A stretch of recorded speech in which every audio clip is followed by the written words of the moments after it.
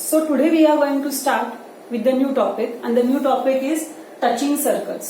Touching circles म्हणजे काय, तर एकमेकांना स्पर्श करणारी वर्तुळ. Now if you look at the first figure, तुम्ही जर पहिली आकृती बघितली तर याच्यामध्ये circle with centre A and circle with centre B, म्हणजे ए केंद्र असणारा वर्तुळ आणि बी केंद्र असणारा वर्तुळ, they are intersecting each other. ते एकमेकांना छेदतायत. बरोबर आहे. कुठे इंटरसेक्ट करतायत, कुठे छेदतायत, हा समजा पी पॉइंट आहे आणि हा समजा क्यू पॉइंट आहे. So circle with center A and circle with center B, they are intersecting each other at point P and Q. Means they have two common points in them. त्या दोन वर्तुळांमध्ये, त्या दोन सर्कल्समध्ये दोन पॉइंट कॉमन आहेत. म्हणजे P हा असा point आहे की जो ए सेंटर असणाऱ्या सर्कलवर पण आहे आणि बी सेंटर असणाऱ्या सर्कलवर पण आहे. आणि सेम Q, की Q हा पॉइंट असा आहे की तो ए सेंटर असणाऱ्या सर्कलवर पण आहे आणि बी सेंटर असणाऱ्या सर्कलवर पण आहे. So circle with center A and circle with center B, they have two common points. त्यांच्यामध्ये दोन सामायिक बिंदू आहेत. एक आहे P, दुसरा आहे Q. So these are called as intersecting circles. त्यांना आपण काय म्हणतो, छेदणारी वर्तुळ.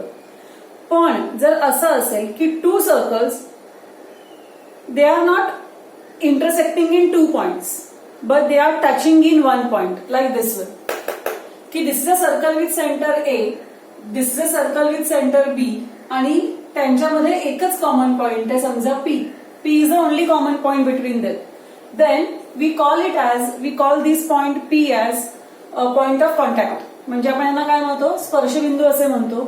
आणि circle with centre A and circle with centre B are touching each other at point P. म्हणजे ए आणि बी केंद्र असणारी वर्तुळ ही एकमेकांना पी बिंदूमध्ये स्पर्श करतात. मग आपण काय केलं, आपण त्या पी पॉइंट मधून जाणारी एक लाईन काढली. साहजिक आहे, ही जी लाईन आहे आपण काढलेली, दॅट विल बी, समजा आपण हिला लाईन एल म्हणूया. ही जी लाईन एल आहे that is the common tangent of to circles. म्हणजे त्या दोनही वर्तुळांची ती सामायिक स्पर्शिका आहे. आणि तुम्ही जर नीट ऑब्झर्व केलं तर ह्या लाईनच्या राईट हँड साईडला बी सेंटर असणारा सर्कल आहे आणि लेफ्ट हँड साईडला ए सेंटर असणारा सर्कल आहे. म्हणजे मधून रेषा गेलेली आहे. रेषेच्या उजवीकडे बी केंद्र असणारा वर्तुळ आणि रेषेच्या डावीकडे ए केंद्र असणारा वर्तुळ आहे. येतंय लक्षात. So we can say that की त्या कॉमन टँजंटच्या अपोजिट साईडला दोन सर्कल्स आहेत की जे एकमेकांना टच करतात. राईट. सो हे जे दोन सर्कल्स आहेत ह्यांना म्हणायचं एक्सटर्नली टचिंग सर्कल्स. ह्यांना काय म्हणायचं, एक्सटर्नली टचिंग सर्कल्स. म्हणजेच यांना तुम्ही म्हणू शकता बाह्य स्पर्शी वर्तुळे.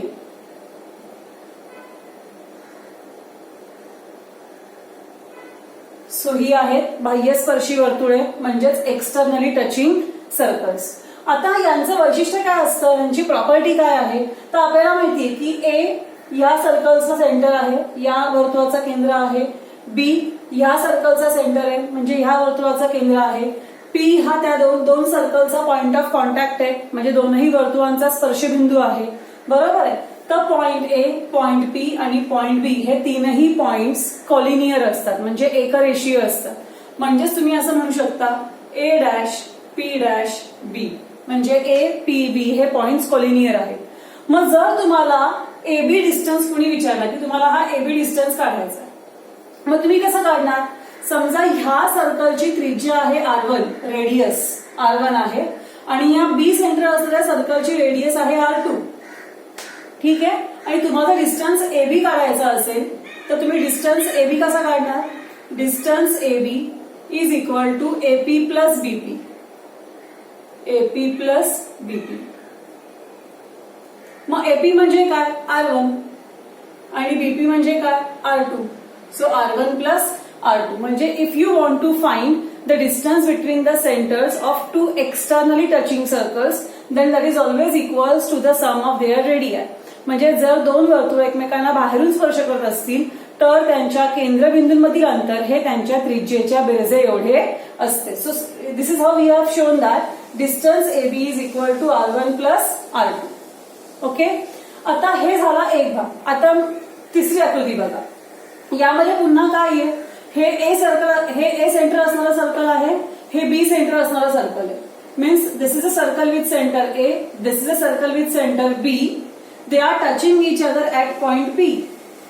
ओके, म्हणजे हे A केंद्र असणारं वर्तुळ आहे, हे B केंद्र असणारं वर्तुळ आहे, ही दोनही वर्तुळ एकमेकांना P बिंदूमध्ये स्पर्श करतात. मग पुन्हा आपण काय केलं, आपण एक लाईन L काढली पासिंग थ्रू पॉइंट P. तर साहजिक आहे की दोन्ही सर्कलची काय असणार आहे, टँजंट असणार आहे, स्पर्शिका असणार आहे, बरोबर आहे. पण आता तुम्ही ऑब्झर्व केलं तर इथे काय होतं, ह्या लाईन एलच्या उजवीकडे हे सर्कल होतं आणि डावीकडे हे सर्कल होतं.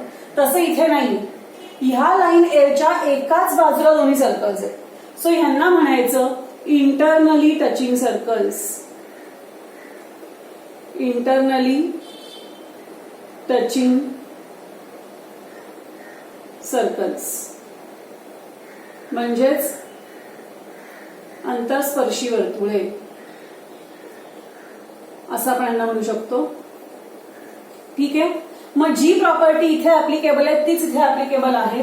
ह्या सर्कलचा सेंटर ए आहे, छोट्या सर्कलचा सेंटर बी आहे, पी हा त्यांचा पॉइंट ऑफ कॉन्टॅक्ट आहे. हे तीनही पॉइंट कॉलिनियर असतात, हे तीनही बिंदू एकरेषीय असतात. म्हणजे इथे तुम्ही लिहू शकता A dash B dash P. फक्त जो पॉइंट ऑफ कॉन्टॅक्ट आहे तो पलीकडे एका टोकाला इथे मध्ये आहे, तसा इथे नाही. आता असं इमॅजिन करा की ह्या मोठ्या सर्कलची रेडियस आहे R1 आणि ह्या छोट्या सर्कलची रेडियस आहे R2. म्हणजे या मोठ्या वर्तुळाची त्रिज्या आहे R1 आणि लहान वर्तुळाची त्रिज्या आहे R2 आणि तुम्हाला डिस्टन्स AB काढायचा आहे. मग ह्या केसमध्ये काय करावं लागेल, तुम्हाला जर डिस्टन्स AB काढायचा असेल तर तुम्हाला ह्या AP डिस्टन्स मधून हा BP डिस्टन्स मायनस करावा लागेल, वजा करावा लागेल. म्हणजे AP मायनस BP असं तुम्हाला करावं लागेल, बरोबर आहे.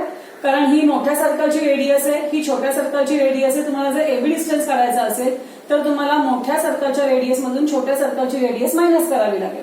सो AP मायनस BP तुम्हाला करावं लागेल. बट AP म्हणजे काय, radius of greater circle minus BP means what, radius of smaller circle. So R1 minus R2. मग हे नीट लक्षात ठेवायचं. Wien ever to circles touch each other, मग ते इंटरनली असो किंवा एक्सटर्नली असो, त्या दोनही सर्कलचे सेंटर्स आणि त्यांचा पॉइंट ऑफ कॉन्टॅक्ट हे कॉलिनियर असतात. म्हणजे ज्या वेळेला दोन वर्तुळ एकमेकांना स्पर्श करतात, मग ती आंतरस्पर्शीय असतील किंवा बाह्यस्पर्शीय असतील, त्यांचे केंद्रबिंदू आणि त्यांचा संपर्क बिंदू हे तीनही बिंदू एकरेषीय असतात. ही पहिली गोष्ट. दुसरी महत्वाची गोष्ट म्हणजे काय की जर दोन सर्कल एक्सटर्नली टचिंग असतील, म्हणजे जर दोन वर्तुळ एकमेकांना बाहेरून स्पर्श करत असतील किंवा दोन वर्तुळ बाह्यस्पर्शी असतील, then the distance between their centers is always equal to sum of their radii. मग त्यांच्या केंद्रबिंदूमधील अंतर हे त्यांच्या त्रिज्येच्या बेरजे एवढे असते. आणि तेच तुम्ही जर इथे बघितलं तर हे इंटरनली टचिंग सर्कल्स आहेत. तर यांच्या सेंटर्स मधलं जे अंतर आहे, ज्या वेळेला दोन वर्तुळ एकमेकांना आतून स्पर्श करतात तेव्हा त्यांच्या केंद्रबिंदूमधील अंतर हे त्यांच्या त्रिज्येच्या वजाबाकी एवढे असते. When two circles touch each other internally, then the distance between their centers is always equal to difference of their radii. म्हणजेच त्यांच्या त्रिज्येच्या वजाबाकी एवढे असते, फरका एवढे असते. सो हे नीट लक्षात ठेवायचं तुम्हाला ह्या दोनही प्रॉपर्टीज, कारण ह्याच्यावरचीच एक्झाम्पल्स आपल्याला प्रॅक्टिस सेट 3.2 मध्ये पाहायची आहेत. So let us see the first example from practice set 3.2.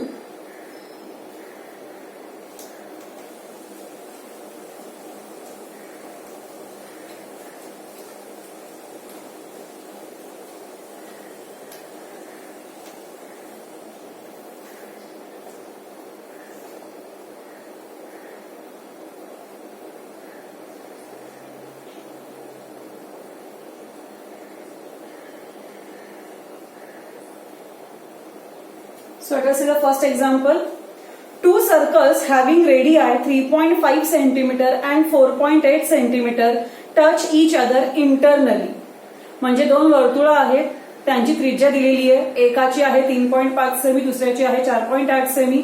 ही दोनही सर्कल्स एकमेकांना इंटरनली टच करतात, म्हणजे आतून स्पर्श करतात. Find the distance between their centres. आपल्याला त्या दोन वर्तुळांच्या केंद्रबिंदूमधील अंतर काढायचं. तर सगळ्यात पहिले आपण फिगर काढूयात. हे एक सर्कल काढलं, इंटरनली टचिंग म्हणल्यावर असंच करावं लागेल. आणि ही आपण त्यांची कॉमन टँजंट काढूयात.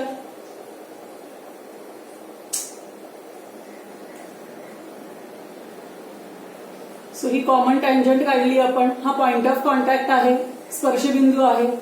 हा बी पॉइंट म्हणूयात.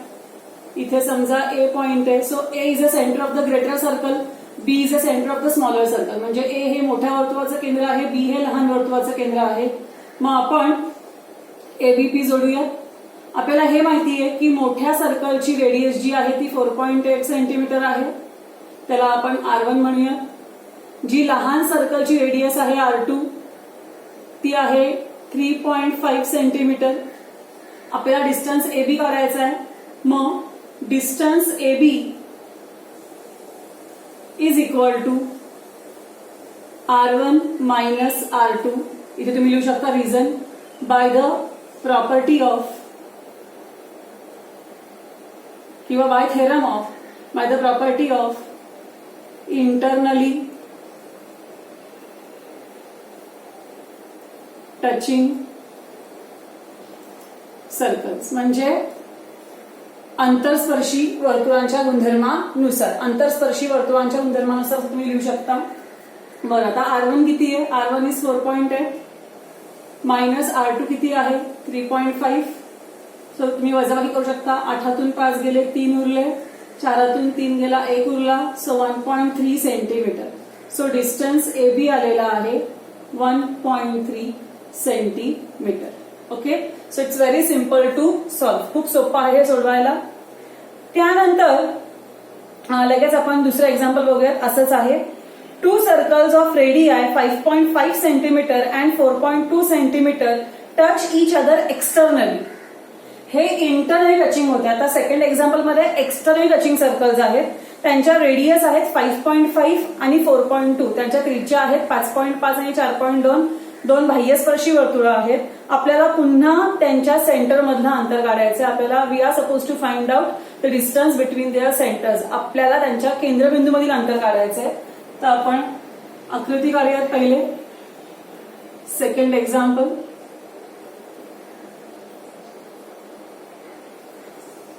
सो आपण 2 सर्कल्स काढलेले आहेत. समजा याचा सेंटर ए आहे, याचा सेंटर बी आहे.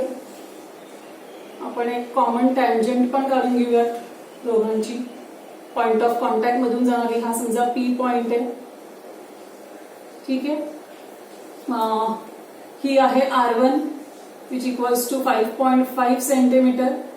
ही आहे R2 which equals to 4.8 centimetre. Right. म्हणजे एका सर्कलची रेडियस 5.5 आहे, दुसऱ्या सर्कलची रेडियस 4.8 आहे. आपल्याला या दोनही सर्कलच्या सेंटर मधला डिस्टन्स काढायचा आहे. So we can say distance AB is equal to AP plus PB. Right. किंवा तुम्ही इथे असे लिहू शकता R1 प्लस R2 आणि तुम्ही याला रिझन लिहू शकता bye the property of externally touching circles. म्हणजे बाह्यस्पर्शी वर्तुळांच्या गुणधर्मानुसार. आणि मग इथे व्हॅल्यूज घाला. R1 ची व्हॅल्यू आहे 5.5 प्लस R2 ची व्हॅल्यू आहे 4.8. ह्याची ऍडिशन करा. 8 आणि 5 13, हातचा गेला 1, 4 आणि 5 9 आणि 1 10. So 10.3 centimetre. सो या पद्धतीने आपण हे एक्झाम्पल नंबर 2 सुद्धा पाहिलेलं आहे. आय होप अतिशय सोपं आहे, इम्पॉर्टंट आहे. परीक्षेला, बोर्डाच्या परीक्षेला 1 किंवा 2 मार्काला हे प्रश्न विचारले जातात. आकृती कंपल्सरी काढायची. आकृती काढल्याशिवाय सॉल्व्ह करायचं नाही. ठीक आहे.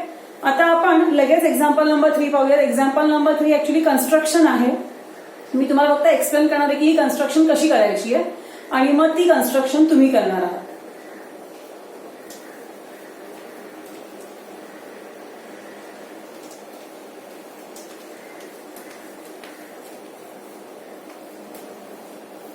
चला तर मग पाहूयात.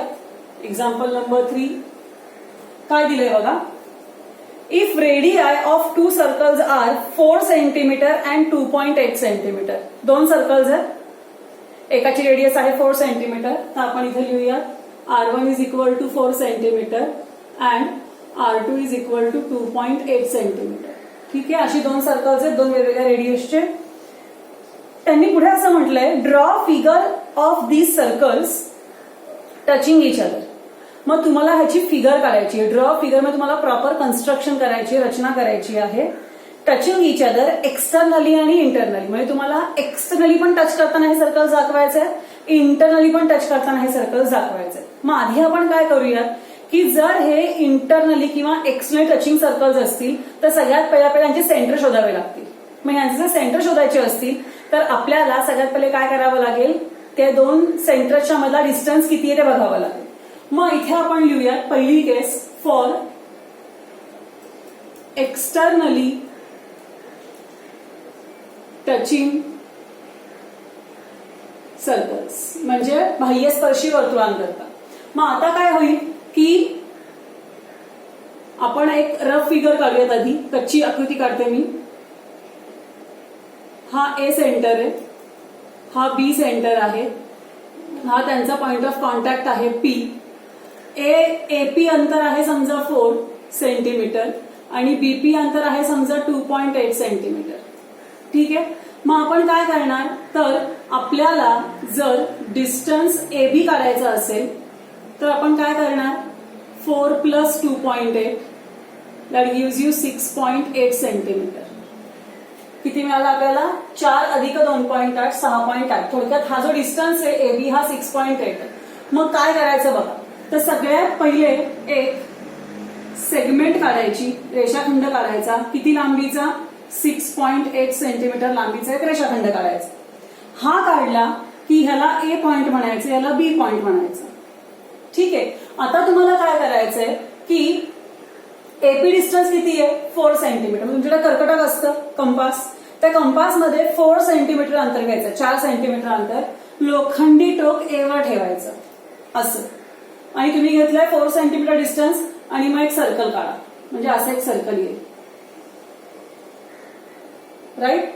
मग आता काय झालं, हा जो पॉइंट आहे ना, हा पी पॉइंट मिळाला तुम्हाला. कोणता पॉइंट मिळाला, पी पॉइंट. आता बी पासून पी पर्यंतचा अंतर घ्या आणि ह्या इथे ठेवा स्टीलचं टोक, इथे पेन्सिलचं टोक आणि ती पेन्सिल अशी फिरवा किंवा ते कंपास असं फिरवा. ठीक आहे. सो तुम्हाला ही 2 सर्कल्स मिळाली. एपी डिस्टन्स तुम्ही घेतला होता 4 सेंटीमीटर, एपी 4 सेंटीमीटर घेऊन तुम्ही हे सर्कल काढलं होतं आणि साहजिक हे उरलेलं किती असणार आहे, 2.8. म्हणजे तुम्हाला अशा पद्धतीने 2 सर्कल्स काढता आली which are externally touching and radius of one circle is 4 centimeter, radius of another circle is 2.8 centimeter. So अशा पद्धतीने तुम्ही ही 2 सर्कल्स काढलेली आहेत. आता यातली जी दुसरी केस आहे, दुसऱ्या केसमध्ये आपल्याला फॉर इंटरनली टचिंग सर्कल्स म्हणजे अंतरस्पर्शी वर्तुळ बघायची.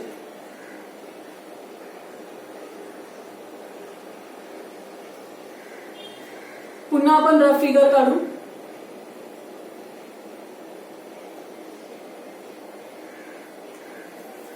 समजा ही इंटरनली टचिंग सर्कल्स आहेत. इथं पी पॉइंट मध्ये टच करतायत. हा ए पॉइंट आहे, हा बी पॉइंट आहे. मोठी जी रेडियस आहे एपी ती आहे 4, छोटी आहे 2.8. मग आपण काय करणार, तर आपण सगळ्यात पहिले डिस्टन्स एबी काढूया. Distance AB is equal to 4 - 2.8. आपण मुद्दाम 4.0 घेऊयात. -2.8. 10तून 8 गेले 2, ह्याच्याकडे 3 उरले, 3तून 2 गेला 1 म्हणजे 1.2 सेंटीमीटर. ठीक आहे. मग आपण काय करणार, एक सेगमेंट काढणार. ठीक आहे. 1 हा ए पॉइंट झाला, हा बी पॉइंट झाला. तर आपण एक सेगमेंट काढली 1.2 सेंटीमीटर लेंथची. बरोबर आहे. आता आपल्याला माहितीये एपी डिस्टन्स किती आहे, एपी आहे 4. बरोबर आहे. मग ए हा पॉइंट घ्या, त्याच्यावर स्टील पॉइंट ठेवा कंपासचा. ठीक आहे. ए पॉइंट वरती इथे आणि अंतर किती घ्यायचं, 4 सेंटीमीटर. 4 सेंटीमीटर अंतर घ्यायचं आणि एक सर्कल काढायचं. ठीक आहे. किती अंतर घेतलंय मी, हे 4 सेंटीमीटर. आता काय करायचं, तर आता तुम्हाला बी पॉइंट घ्यायचा आहे. हे किती आहे, बीपी अंतर किती आहे, 2.8. मग बी पॉइंट घ्या, 2.8 सेंटीमीटर अंतर घ्या, स्टील पॉइंट बी वर ठेवा आणि अजून एक सर्कल काढा. ठीक आहे, म्हणजे आपल्याला हा जो पॉइंट मिळाला, हा पी पॉइंट मिळाला. मग तुम्ही हे एक्सटेंड करू शकता आणि तुम्ही इथे लिहू शकता की ही रेडियस 4 सेंटीमीटर आहे आणि ही रेडियस 2.8 सेंटीमीटर आहे. म्हणजे तुम्ही काय केलं, तुम्ही ए पॉइंट घेतला, 4 सेंटीमीटर अंतर घेतलं आणि इथेच स्टील पॉइंट ठेवून एक सर्कल काढलं. मग तुम्ही अंतर घेतलं 2.8 सेंटीमीटर, बी वर ठेवलं लोखंडी टोक त्या कंपासचं, त्या कर्कटाकाचं, अजून एक सर्कल काढलं. हे दोनही सर्कल जिथे एकमेकांना टच झाले तो पी पॉइंट होता आणि मग तुम्ही एपी आणि बीपी जोडले आणि मग तुम्ही त्यांच्या रेडियस, त्यांच्या त्रिज्या पण तिथे लिहिल्या. सो आय होप तुम्हाला या दोन्ही कन्स्ट्रक्शन कशा करायचे ते कळलं असेलच. आता आपण पुढच्या व्हिडिओमध्ये पाहणार आहोत एक्झाम्पल नंबर 4.